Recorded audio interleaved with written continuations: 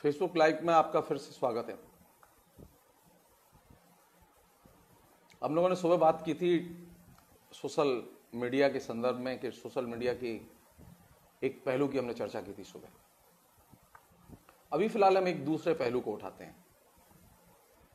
Social media का सबसे बेहतरीन पहलू यह है कि यहां हम उन लोगों से संवाद करते हैं जिनको हमने देखा नहीं है, जिन्हें हम जानते नहीं हैं और जिन लोगों से हम असहमत हैं। असहमतों के बीच में रहना और असहमतों के साथ संवाद करना, यह इसकी दूसरी महत्वपूर्ण विशेषता है। फेसबुक लाइव में अभी जितने लोग मेरे सामने हैं उनमें से मैं मुश्किल से 2-4 लोगों को जानता हूं। मैं अधिकतर लोगों को नहीं जानता। मैं उनमें से अधिकतर लोगों से कभी मिला ही नहीं हूं। इनमें वे लोग भी हैं जो कि मेरे विचारों से थोड़ा बहुत मेल खाते हैं, ऐसे लोग भी हैं जो मेरे विचारों से एकदम सहमत नहीं है या मैं उनके विचारों से सहमत नहीं हूं।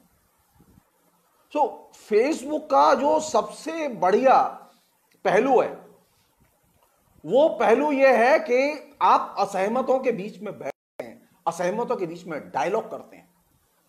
आप तय मान लीजिए, कोई भी कितना भी बड़ा शासक हो और वो लाख कोशिश करे, वो चाहे जितने संगठित ढंग से प्रयास करे, वो इस ढांचे को तोड़ नहीं सकता।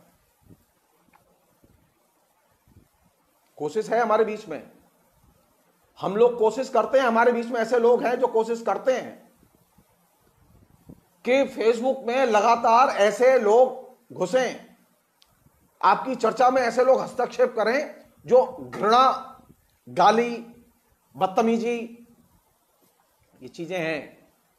लेकिन उसका जो कि फेसबुक ने सजेस्ट किया हुआ है कि जो ही ऐसा करे आप उसको सीधे ब्लॉक कीजिए, शिकायत कीजिए। मैं एक बड़ी समस्या की तरफ आपका ध्यान खींच रहा हूं। यह सच है कि बीजेपी का एक बड़ा मीडिया साइबर सेल है और खासतौर पर साइबर सेल बहुत खतरनाक है और वो लगातार बहुत सारी ऐसी चीजें करता है जो कि कानून सम्मत नहीं है।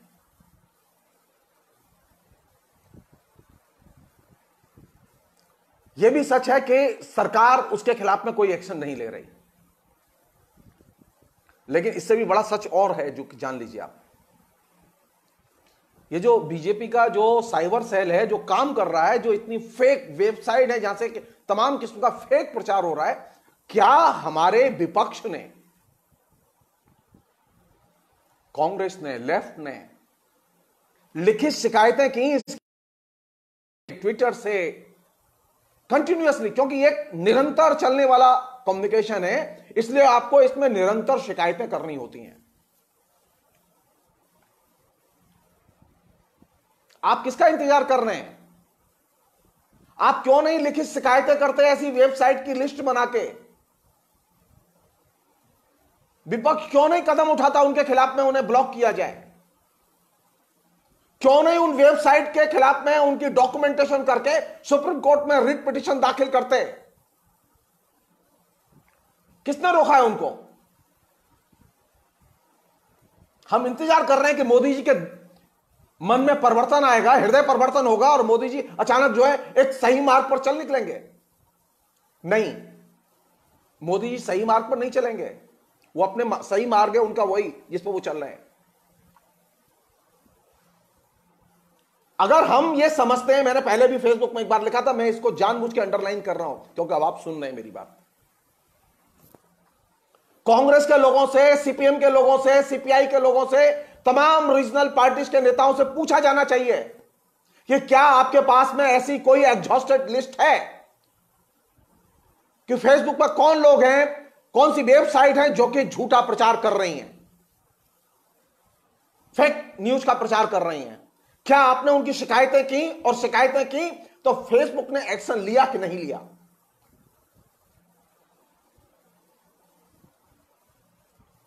जानते हैं अमेरिका में ट्रंप के बिल्कुल बांस कर दिया विपक्ष ने, एकदम लिस्ट लगा के संसद तक ले गए उस मामले को, कोर्ट तक ले गए, नंगा करके रख दिया उस राष्ट्रपति को। और हमारे यहां विपक्ष और विपक्ष के इंटेलेक्चुअल्स जो रोज फेसबुक में बायर से लेके और शायर तक दिखाई देते हैं, अरे कभी बैठ के 1 घंटा 2 घंटा बैठ के कम से कम 25-50 फेसबुक मेंबरों की लिस्ट बना सकते हो कि आखिर में साइबर सेल के कौन लोग हैं जो झूठी खबरें लिख रहे हैं और प्रचारित कर रहे हैं। और ये जो असहमत होने का जो कल्चर है, असहमत होकर जीने का जो कल्चर है, जो कि फेसबुक का कल्चर है, वो इस कल्चर को तोड़ना चाहते हैं। फेसबुक अपने कम्युनिटी रूल्स के तहत उनके खिलाफ एक्शन लेने के लिए मजबूर है। अगर वो नहीं लेता तो आप तय मान लीजिए फेसबुक का मालिक आपके सामने अदालत में दंड भोगने के लिए मजबूर है। फेसबुक के मालिक को अमेरिकी संसद में जाके, सीनेट में जाके, ब्रिटेन की सीनेट में जाके यह स्वीकार करना पड़ा कि हां उसने फेक न्यूज प्रचारित की थी, और वो क्षमा मांगता है। आप मेहनत ही नहीं करना चाहते। मैं सुबह एक बात को कह रहा था, आप कोई भी चीज लोकतंत्र में आपको जिसे कहें कि अपने आप नहीं मिलती, हर चीज अर्जित करनी पड़ती है। अगर आपको फेक न्यूज को नष्ट करना है तो इसे अर्जित करना पड़ेगा। कानून अपने आप एक्टिव नहीं होगा, सुप्रीम कोर्ट के जज अपने आप एक्टिव नहीं होंगे।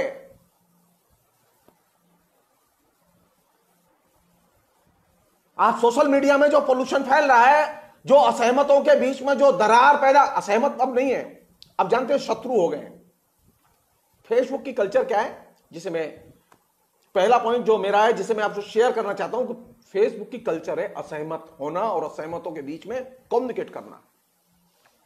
लेकिन वे हेट की कल्चर बीच में लाके असहमतों की कल्चर को शत्रुओं की कल्चर में बदल देना चाहते हैं। मुझे मत बताओ कि राज्य सरकार जो लोग चला रहे हैं उनके पास में पैसे नहीं है, उनके पास लोग नहीं है। कांग्रेस की राज्य सरकारें, टीएमसी की राज्य सरकार और दूसरी राज्य सरकारें जो अपनी तरफ से पहल करें, केरल में तो सरकार है, बहुत ताकतवर सरकार है लेफ्ट की, लिखित शिकायत करें कि यह फेक न्यूज है और यह गलत है और यह नहीं आनी चाहिए। कौन रोक रहा है उन लोगों को? लेकिन आप काम नहीं करेंगे तो आप तय मान लीजिए, लोग अगर पुलिस अपना काम न करे, पुलिस के पास लोग शिकायत न करें, तो समाज में गुंडे तो रन करते ही हैं। तो फेसबुक में अगर गुंडे रन कर रहे हैं, हैकर और घृणा के प्रचारक रन कर रहे हैं, तो इसमें आश्चर्य की कौन सी बात है?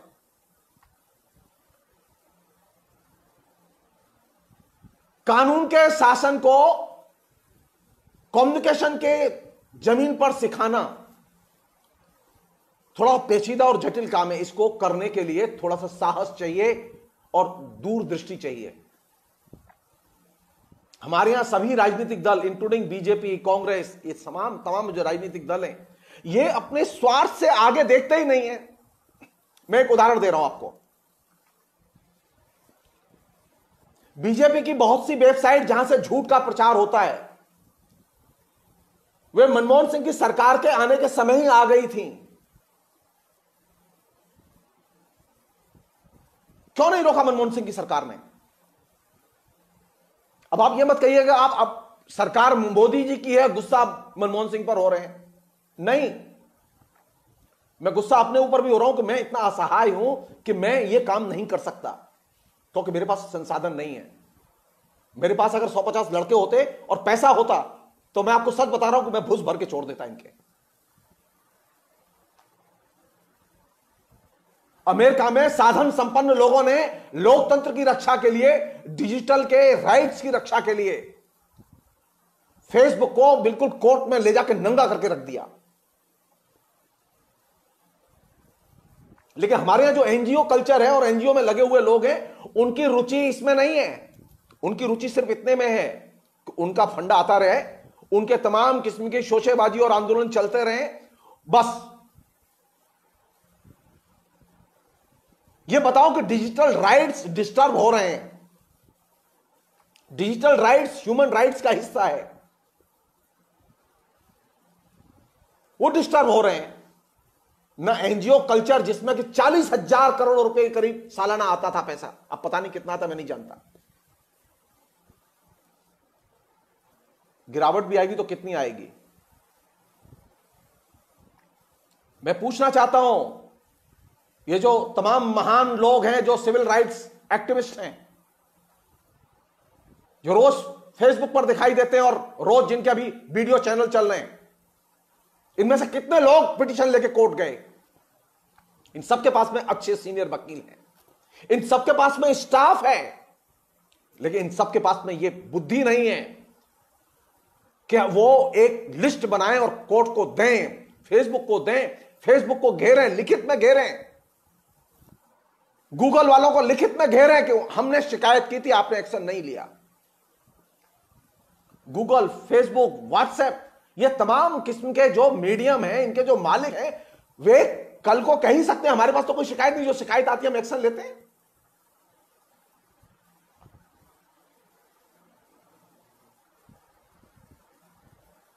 अरे आप जब जानते हैं कि फेसबुक में जो पोस्ट अमित मालवीय ने लिखी है जो कि फेक न्यूज है, हेट न्यूज है, आपने एफआईआर क्यों नहीं की जाके उसकी? आपने कोर्ट में केस क्यों नहीं किया? आपने फेसबुक पर शिकायत क्यों नहीं की? गूगल में शिकायत क्यों नहीं की?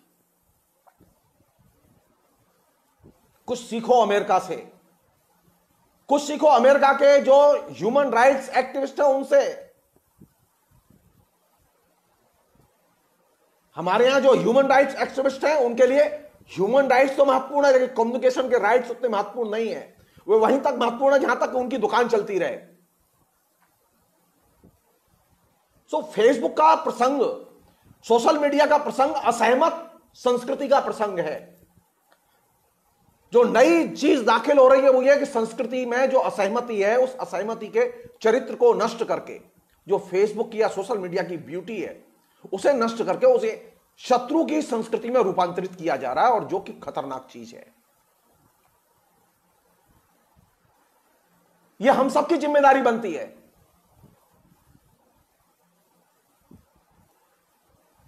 अब आप क्या चाहते हैं? अब आप चाहते हैं कि जगदीश्वर जी, अगर आपने मसला रेज किया है तो आप ही केस करिए पहले। 100-100, 200 से करोड़ों रुपए चंदा उठाएं, वे संसद में सांसद जाएं, उनके सारे हिंदुस्तान के ठेके मिले उनको, और ह्यूमन राइट्स के लिए लड़ाई जगदीश्वर जी आप लड़िए जाके। आप एक साधारण आदमी से उम्मीद करते हैं कि वह डिजिटल के ह्यूमन राइट्स की लड़ाई वह खुद लड़ दे, और आप नहीं लड़ेंगे तो आप तय मानिए मोदी आपको ठेंगे पर रखेगा और नचाएगा। मोदी ट्रंप से ज्यादा ताकतवर नहीं है, जान लीजिए। ट्रंप के पेशाब में चिराग जलता है। ट्रंप को बिल्कुल मसल के फेंक दिया वहां के तमाम किस्म ह्यूमन राइट्स एक्टिविस्ट ने, और उसे नंगा कर दिया कि हां उसने फेक न्यूज का धंधा किया था। आप अभी तक भाजपा को यह एक्सपोज नहीं कर पाए कि भाजपा पिछले 6 साल से फेक न्यूज का धंधा कर रही है। आप सिर्फ प्रचार करते हैं, प्रचार से कुछ नहीं होता। कॉन्क्रीट एक्शन चाहिए, पॉलिटिकल एक्शन चाहिए और लीगल एक्शन चाहिए। आप कॉन्क्रीट एक्शन में जाने को तैयार नहीं है, तब तो वो आपको हेट आइकॉन बना के छोड़ेंगे, आप जान लीजिए। ऑलरेडी आप अपनी लड़ाई एक राउंड हार चुके हैं। अभी भी समय है, अभी भी समय है कि फेसबुक को, व्हाट्सएप को, गूगल को उन वेबसाइट की, उन अकाउंट्स की, उन डिटेल्स दिए जाने चाहिए, वे यूआरएल दिए जाने चाहिए जो फेक न्यूज से भरे हुए हैं और जो वहां से उत्पादन निकलता है। जानते हैं, आप कितना भी कैरिकेचर कीजिए कोई फर्क नहीं पड़ेगा इस सरकार के ऊपर। आप कितना भी हमला बोलिए साइबर सेल पर, कोई असर नहीं पड़ेगा। लेकिन आप तय मान लीजिए, जिस दिन आप एक कस के बढ़िया एप्लीकेशन आप लगा देंगे ना, ये सरकार वहीं थम जाएगी। और ये सरकार ही नहीं थम जाएगी, गूगल, फेसबुक सब थम जाएंगे। करके तो देखिए। मैं एक छोटा सा अनुभव बता रहा हूं आपको अपना। गूगल के लोग आके मैंने बहुत सारी किताबें लिखी हैं, तो गूगल के लोग आके मेरे पब्लिशर से किताबें मांग के ले गए। मेरे पब्लिशर को पता नहीं, उससे कहा कि हम तो प्रचार करेंगे, अच्छा है तुम्हारा प्रचार होगा, ये होगा वो होगा। मुझे 1 साल बाद मेरे पब्लिशर ने बताया कि सर जी मैंने तो एक गलती कर दी, मैंने किताब दे दी। तो मैंने कहा तो अच्छा नहीं किया तुमने। तो मैंने कहा एड्रेस दो उनका जो तुमसे किताब ले गए। तो उसने एड्रेस दिया, तो साहब उसमें अमेरिका का एड्रेस था। तब तक मेरी 12-13 किताब गूगल बुक्स में अपलोड की जा चुकी थी बिना मेरी परमिशन के, जो कि कॉपीराइट एक्ट का सीधे उल्लंघन है।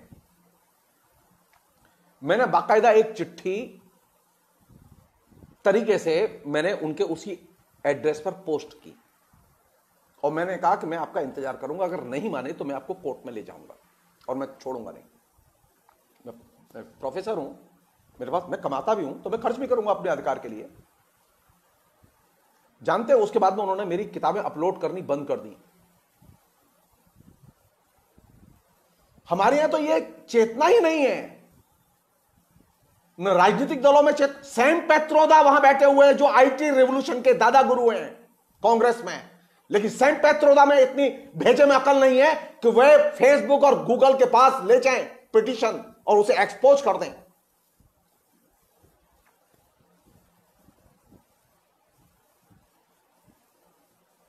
आप जान लीजिए डिजिटल के अधिकार मानवाधिकार हैं, मानवाधिकार के तौर पर देखेंगे तो इसके लिए लड़ने का जज्बा भी पैदा करना होगा। हमने क्या किया, हम इसे अभी डिजिटल को ह्यूमन राइट्स नहीं मान रहे हैं। डिजिटल रिवॉल्यूशन को ह्यूमन राइट, जैसे मैंने एक बार जिक्र किया था कि कैसे मनोरंजन जो है मानवाधिकार में कन्वर्ट हो गया, वो सिर्फ एंटरटेनमेंट अब नहीं है। उसी तरह अब डिजिटल जो रिवॉल्यूशन हुआ है, इस डिजिटल रिवॉल्यूशन ने एक डिजिटल ह्यूमन राइट्स भी पैदा किया है। आपके अंदर इसकी अवेयरनेस होनी चाहिए, चेतना होनी चाहिए। हम डिजिटल ह्यूमन राइट्स के लिए हम कितना सचेत हैं, एक साधारण लेवल पर लीजिए आप। हम ये तो बहुत खुश होते हैं इसके लिए कि तत्काल अपना कोई फोटो आया, बढ़िया सा एक फोटो लगा दिया सुंदर सा, और फिर देखा कितने धाधड़ लाइक आ रहे हैं। हम कहीं किसी से मिले, हमने उसका फोटो लगा दिया। यानी आप अपनी जो तमाम किस्म की बोगस एक्टिविटीज हैं उनको तो आप पेश करते हैं और उसकी लाइक पर खुश होते हैं, उसके ट्रैफिक पर खुश होते हैं। लेकिन समाज में जो उत्पीड़न है और असमानता है और जो तमाम किस्म के अन्याय हो रहे हैं, रोज दैनंदिन त्रासदियां घट रही हैं, वे तुम्हारे लेखन का, वे तुम्हारे एक्सप्रेशन का कभी हिस्सा ही नहीं बनती। तो तुम्हारे डिजिटल का मतलब क्या है? डिजिटल का मतलब फोटो चिपकाना। तो जाहिर है जिन लोगों के लिए डिजिटल का मतलब फोटो चिपकाना है, उनको डिजिटल में ह्यूमन राइट्स के वायलेशन की चेतना कभी नहीं आएगी। राहुल गांधी और नरेंद्र मोदी में यह चेतना कभी नहीं आएगी कि ह्यूमन राइट्स का वायलेशन इसमें कैसे हो रहा है, क्योंकि उनके लिए यह सिर्फ फोटो चिपकाने और अपने भाषण चिपकाने का मीडियम है। मेरे लिए यह नहीं है, मेरे लिए नहीं। आप उठा के देख लीजिए मेरा पिछले 8-9 साल का पूरा रिकॉर्ड। मेरे लिए यह बाकायदा एक डेमोक्रेसी के, एक डिस्कंटेंट के, असहमत के, तमाम किस्म के अन्यायों के प्रतिवाद का एक सशक्त मीडियम है, क्योंकि ये मेरे डिजिटल राइट्स का हिस्सा है। मानवाधिकार का मतलब सिर्फ फोटो दिखाना नहीं है।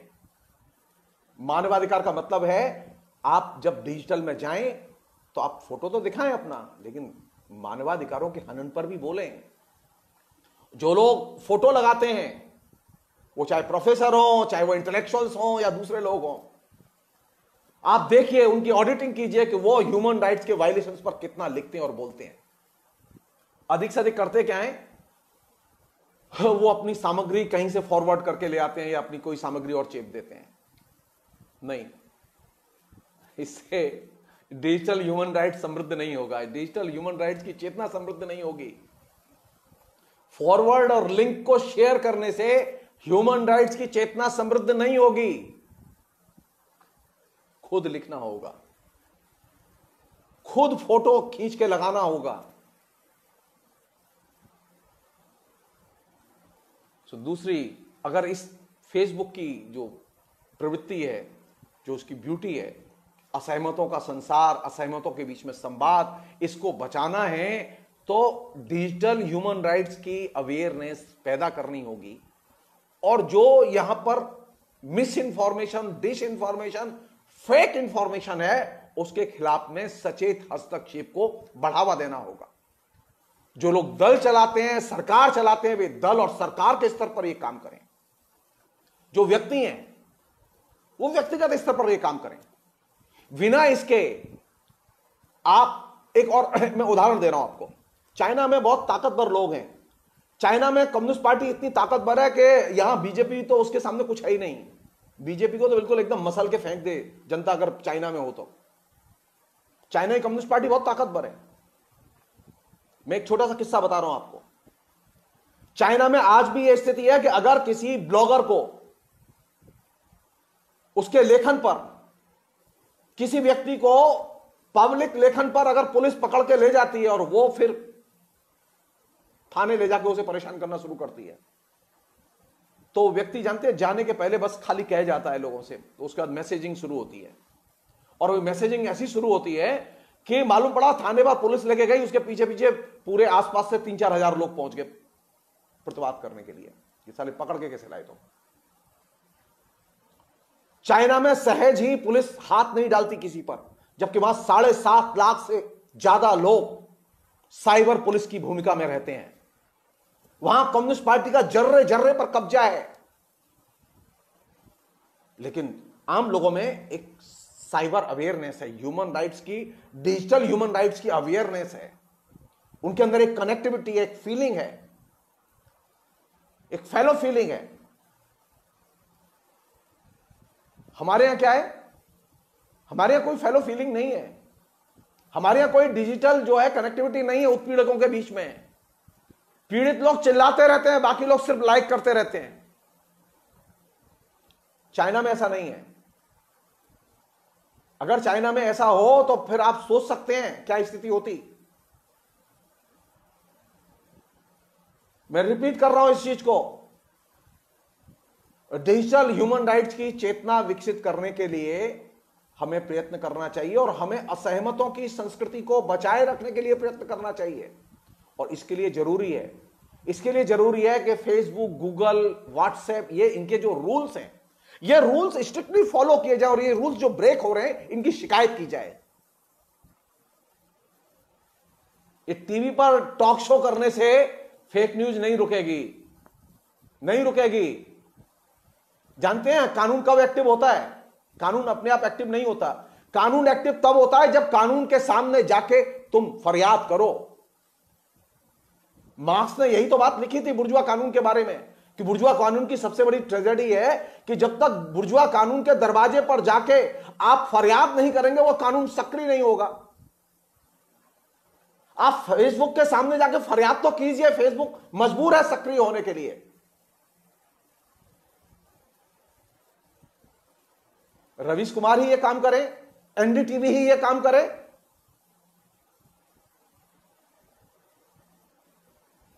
दूसरे जो संगठन है, जो तमाम किस्म के अलायंस है, वही ये काम करें, कहीं से तो काम शुरू हो।